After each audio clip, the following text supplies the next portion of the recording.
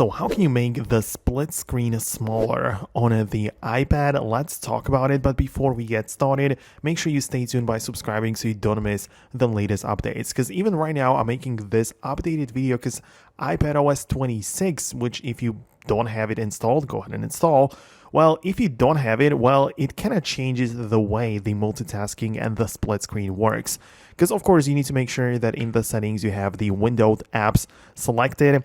But then when you open up like Safari, for example, you can grab it from one corner of the screen like this, make the screen smaller, and then you can obviously open up another app like Files, for example, right?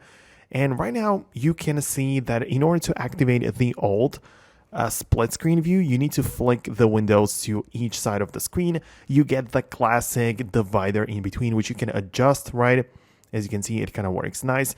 But the point is that if you want to make it smaller, you can obviously make the both windows smaller, right? So you can grab those windows like that. You can resize it to make it go and take up less space on your screen, and that is gonna be like a different story because you can see you can make it go like this, make it smaller, then also grab the other window, make it smaller as well, possibly even add more windows to this like split view.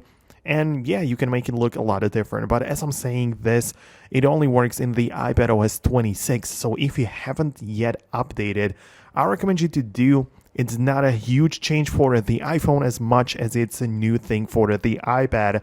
So at least go and update your iPad. But yeah, that's it from me. Hit the thumbs up if it worked for you. Most definitely subscribe for the tutorials and quick guides like this one.